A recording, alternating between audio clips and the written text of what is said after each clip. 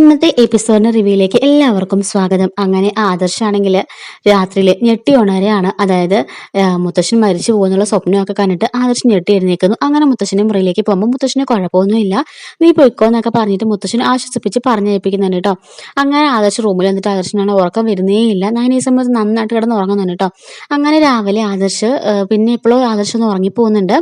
നയനയാണെങ്കിൽ എഴുന്നേറ്റ് കുളിക്കാനൊക്കെ പോയിട്ടുണ്ടായിരുന്നു കേട്ടോ. അങ്ങനെ ആദർശ് ഫോണിൽ നോക്കുകയാണ്, രാത്രി നല്ല ഉറക്കം കിട്ടാൻ വേണ്ടി എന്താ ചെയ്യേണ്ടതെന്ന്. അപ്പോൾ ഒരു യോഗാസനത്തിന്റെ കാര്യം പറയുന്നുണ്ട് കേട്ടോ. അങ്ങനെ ആ യോഗാസനം ആദർശ് ചെയ്യാണ്. ഈ രണ്ട് കൈയും പുറകിലേക്ക് നമസ്കരിക്കുന്ന വിധം കൂപ്പി പിടിക്കണം എന്നൊക്കെ പറയുമ്പോൾ ആദർശ് അതുപോലെ ചെയ്യാണ്. പക്ഷേ അങ്ങനെ ചെയ്തതിന് ശേഷം ആദർശിന്റെ കൈ അങ്ങ് ബ്ലോക്കായി പോവാണ്. ഈ സമയത്താണ് നയന കോഫിയും കൊണ്ട് മുറിയിലേക്ക് കയറി വരുന്നത്. കയറി വരുമ്പോൾ കാണുന്ന കാഴ്ച, നയന ഇതൊന്ന് വിടിയിപ്പിച്ചേ എന്ന് പറയാണ്. എന്താ എന്താ ഈ ആദർശയുടെ കാണിച്ചു കൂട്ടുന്നതെന്ന് ചോദിക്കുമ്പോൾ ഒന്നുമില്ല, ഞാൻ യോഗാസനം ചെയ്ത, നീ ഒന്ന് വിടിയിപ്പിച്ചേന്ന് പറയാണ്. ഓഹോ അങ്ങനെയാണോ, എങ്കിലും സോറി പറ, എങ്കിൽ ഞാൻ ചെയ്യിപ്പിക്കാന്ന് പറയാണ്.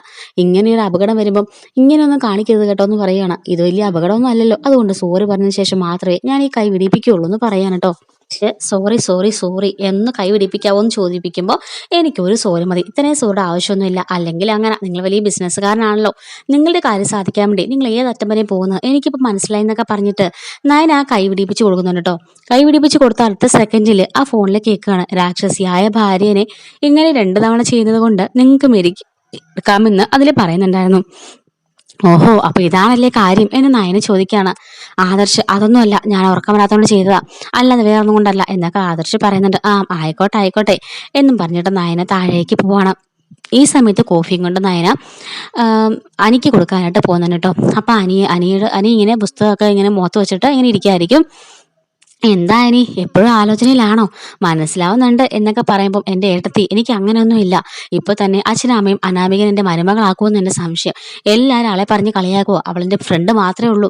അപ്പോഴേക്കും നയനെ പറയാണ്, നിനക്ക് എന്താടാ പൊട്ടാ മനസ്സിലാവാത്തത്, അവളുടെ പെരുമാറ്റം കാണുമ്പോൾ തന്നെ ഞങ്ങൾക്ക് എല്ലാവർക്കും മനസ്സിലായി അവൾക്ക് നിന്നെ ഇഷ്ടമാണെന്ന്, പിന്നെ നിനക്കെന്താ മനസ്സിലാവാത്തേ. അപ്പോഴേക്കും മനസ്സിലാനി പറയാണ്, ഈശ്വര ഞാൻ ഏട്ടത്തിനും എങ്ങനെ പറയും, എൻ്റെ മനസ്സാകപ്പെടെ കൺഫ്യൂഷനാണല്ലോ എന്നങ്ങനെ ആലോചിക്കാണ്.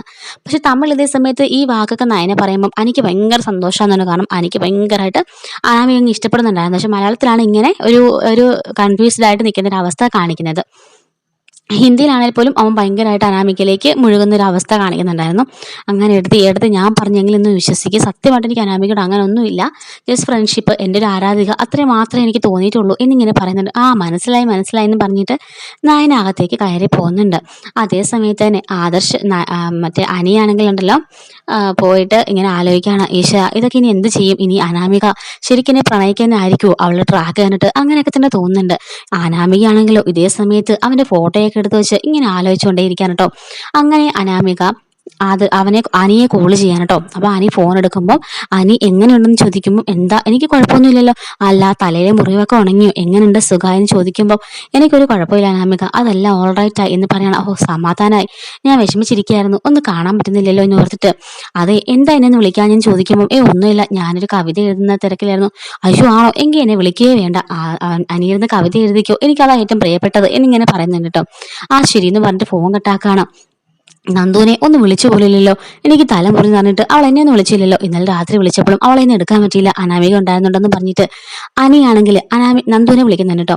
അപ്പൊ ഈ സമയത്ത് നന്ദു ബൈക്കിലൂടെ പോയിക്കൊണ്ടിരിക്കുകയായിരിക്കും. ഫോൺ വിളിച്ചിട്ട്, നന്ദു എനിക്ക് നിന്നെ നേരിട്ടൊന്ന് കാണണം, ഒരു അത്യാവശ്യ കാര്യം പറഞ്ഞാന്ന് പറയുമ്പോൾ നന്ദു ശരി വാ വന്ന് തൊലയ്ക്ക് എന്ന് പറഞ്ഞിട്ട് ഫോൺ കട്ടാക്കാണ്. നന്ദുവിന് മനസ്സിലാണെങ്കിൽ ആകെപ്പാട് അനിയോടുള്ള കൺഫ്യൂഷൻ ആണല്ലോ. അനിക്കും അതുപോലെ തന്നെ നന്ദുവിനോട്ടുള്ളൊരു കൺഫ്യൂഷൻ ഉണ്ട് കേട്ടോ. അവരുടെ ആ റൊമാൻറ്റിക് ട്രാക്ക് നല്ല രസമുണ്ട് കാണാനായിട്ട്. ശരിക്കും ആദ്യായനത്തിനെക്കാട്ടിലും അവരുടെ ഒരു റൊമാൻറ്റിക് ട്രാക്കാണ് എനിക്ക് കൂടുതലായിട്ട് ഇഷ്ടപ്പെട്ടു കേട്ടോ. അപ്പൊ നിങ്ങൾക്ക് ഏതാ ഇഷ്ടപ്പെട്ടതെന്ന് വെച്ചൊന്ന് കമന്റ് ചെയ്തേക്കണേ. അങ്ങനെ അവർക്ക് കാണണമെന്ന് പറഞ്ഞിട്ട് കോളും ചെയ്യുന്നുണ്ട് കേട്ടോ. പിന്നീട് കാണിക്കുന്നതെന്ന് വെച്ചാൽ ജലജ ഇങ്ങനെ ഹാളിലിരിക്കുകയായിരിക്കും. ഈ സമയത്ത് നയന കോഫിയും കൊണ്ടിട്ട് ജാനകിക്കും അതുപോലെ തന്നെ ചെറിയച്ചനും കൊടുക്കാനായിട്ട് പോകുന്നുണ്ട്. ഈ സമയത്ത് ജലജ വലിയ അഹങ്കാരത്തിൽ പോയി കസേരയിൽ ഇങ്ങനെ ഇരുന്നിട്ട് ഏയ് എന്ന് വിളിക്കുകയാണ്. മൈൻഡ് ചെയ്യാതെ നയനെ പോകുമ്പോഴേക്കും പുറകെ പോയിട്ട്, എന്താടി ഞാൻ വിളിച്ച് നിനക്ക് കേൾക്കത്തില്ലേ, നീ അങ്ങ് ഭയങ്കര ഇതായിട്ട് ജാട കാണിച്ചങ്ങ് പോകുന്നത്, അത് ഈ പശുക്കളെയൊക്കെ വിളിക്കുന്നത് പോലെ എന്ന് വിളിച്ചാൽ ഞാൻ നിൽക്കില്ല, നയന എന്ന് എനിക്കൊരു പേരുണ്ട്, അത് കൂട്ടി വിളിച്ചാലേ ഞാൻ നിൽക്കുള്ളൂ എന്ന് പറയുമ്പോൾ, ഓ നിനക്ക് അത്രയ്ക്ക് അഹങ്കാരമായി പോയോ, ഒരു കോഫി ഇങ്ങോട്ട് താ എന്ന് പറയുമ്പോഴേക്കും, അയ്യോ അത് അപ്പച്ചി ഇത് ലൈറ്റ് ചായ, അപ്പച്ചയ്ക്ക് സ്ട്രോങ് അല്ലേ വേണ്ടത്, ഞാൻ വന്നിട്ട് വെച്ച് തരാം, ഇത് ജാനകി ചെറിയമ്മയ്ക്കും ചെറിയച്ചനും ചോദിച്ചതാന്ന് പറയുമ്പോൾ, ഓഹോ എങ്കിൽ ഒരു കാര്യം ചെയ്യ്, ആ കോഫി അവിടെ വെച്ചിട്ട് എനിക്ക് പോയി ഒരു കോഫി ഇട്ടുകൊണ്ട് തന്നിട്ട് നീ കൊണ്ടുപോയാൽ മതി എന്ന് പറയുമ്പം ഇതെന്തിനാ ചെറിയ ഇങ്ങനെ വാശി പിടിക്കുന്നത്, ഇതപ്പോൾ അവർക്ക് കൊണ്ട് കൊടുത്തില്ലെങ്കിൽ അവരുടെ കോഫി തണുത്തു പോയില്ലേ, ഒരു 2 മിനിറ്റ് വെയിറ്റ് ചെയ്യ്, ഇത് ഞാൻ കൊണ്ട് കൊടുത്ത് ഉടനെ തന്നെ കൊണ്ട് തന്നോളാം. പറ്റില്ല, എനിക്ക് നീ ഇപ്പോൾ തന്നെ കൊണ്ട് ഇട്ട് തരണം എന്ന് പറയുമ്പോഴേക്കും അത് പറ്റില്ല, ഇത് ഞാൻ കൊണ്ട് കൊടുത്തിട്ട് വരാമെന്ന് നയന പറയുന്നുണ്ട്. അപ്പോഴേക്കും ഇതും കേട്ടോണ്ട് നവ്യ അങ്ങോട്ട് വന്നിട്ട് പറയാണ്, അമ്മയ്ക്ക് ഞാൻ ഇട്ട് തരാമെന്ന് പറയുമ്പോൾ പൂടി നിന്റെ കോഫി ആർക്ക് വേണം എന്നൊക്കെ പറഞ്ഞ് ദേഷ്യപ്പെടുന്നുണ്ട് കേട്ടോ. അവളുടെ അഹങ്കാരം കണ്ടില്ലേ നവ്യ പറയാണ്, അവൾക്ക് അമ്മയ്ക്ക് ഇട്ട് വന്നിട്ട് പോയാൽ എന്താ കുഴപ്പമെന്ന് ചോദിക്കുമ്പോൾ നീ നിന്റെ കാര്യം നോക്കി പോടി എന്നും പറഞ്ഞിട്ട് ദേഷ്യപ്പെടുന്നുണ്ട് കേട്ടോ. അങ്ങനെ നയനയാണെങ്കിൽ വീണ്ടും പറയാണ്, സോറി ക്ഷമിക്കണം, ഞാൻ അതുകൊണ്ട് കൊടുത്തിട്ട് വന്നിട്ട് അപ്പോൾ അതിന് ഇട്ട് തരാം എന്നും പറഞ്ഞിട്ട് ഈ കോഫിയും കൊണ്ട് നേരെ റൂമിലേക്ക് പോകുന്നുണ്ട് കേട്ടോ. അങ്ങനെ ജലജയ്ക്കാണെങ്കിൽ ആ പാടങ്ങ് കലിപ്പൊന്നിക്കാണ്. അമ്മേ ഞാൻ കോഫി ഇട്ടെന്ന് പറയുമ്പോൾ കീറി പോടി മിണ്ടാതെന്ന് പറഞ്ഞിട്ട് ദേഷ്യപ്പെടുമ്പോഴേക്ക് നവ്യ കലിപ്പിച്ചിട്ട് നോട്ടം നോക്കിയിട്ട് അകത്തേക്ക് കയറി പോവാണ്. അപ്പോൾ ജലജ പറയാണ്, ഇവക്ക് ഇത്ര അഹങ്കാരം, ഇവളുടെ അഹങ്കാരം എനിക്ക് മനസ്സിലാകുന്നുണ്ട്, അവളുടെ കിട്ടുവാനിപ്പോൾ പറഞ്ഞതിനെല്ലാം തലയാട്ടി കൊടുക്കുന്നുണ്ടല്ലോ, അതിന്റെ അഹങ്കാരമാണ്, ഇവക്ക് നല്ലൊരു പണി ഞാൻ കൊടുത്തിട്ട് അടങ്ങുള്ളൂ എന്നിങ്ങനെ പറയുന്നുണ്ട് കേട്ടോ. അങ്ങനെ അവൾ ആലോചിക്കുന്നുണ്ട് എന്ത് പണി അവൾക്ക് കൊടുക്കേണ്ടതെന്ന് ഇങ്ങനെ ആലോചിക്കുന്നുണ്ട് കേട്ടോ.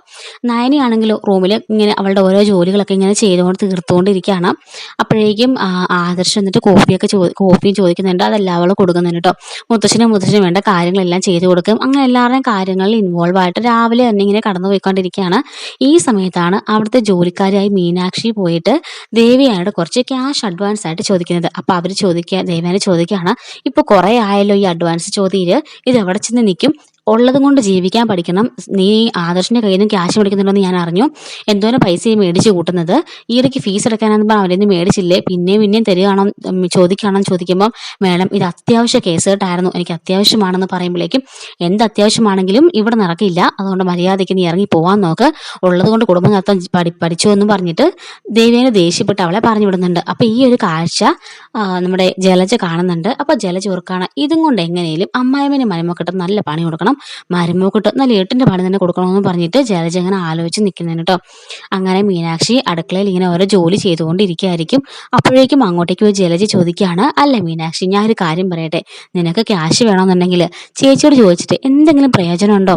ഇല്ല മേഡം, അവരെന്നെ വഴക്ക് പറഞ്ഞു വിട്ടു.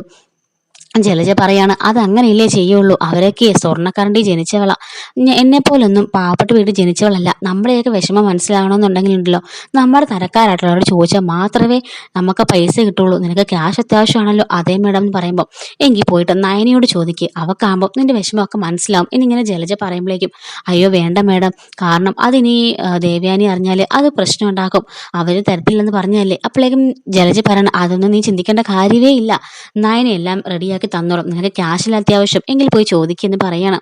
അത് വേണമെന്ന് ചോദിക്കും, അത് വേണം, ഞാൻ പറഞ്ഞ നീ കേക്ക്, നിനക്ക് ക്യാഷ് വേണമെന്നുള്ള അത്യാവശ്യം എന്നല്ലേ പറഞ്ഞത്, അപ്പോൾ പോയി നീ നയനോട് ചോദിക്കുക, നയനെ 2 കൈ നീട്ട് നിന്നെ സഹായിക്കും എന്നൊക്കെ പറഞ്ഞ് ആ പെണ്ണിനെ എരിവിരി കയറ്റി ജലജ പറഞ്ഞ് അയക്കുന്നുണ്ട് കേട്ടോ. അപ്പോൾ ഇത്രയുമാണ് ഇന്നത്തെ എപ്പിസോഡിന്റെ ബാക്കി റിവ്യൂസ് ഒക്കെ നമ്മൾ വൈകാതെ അപ്ലോഡ് ചെയ്യുന്നതായിരിക്കും. മിസ്സാവാതിരിക്കാൻ ചാനൽ സബ്സ്ക്രൈബ് സപ്പോർട്ട് ചെയ്യണേ. Thanks for watching.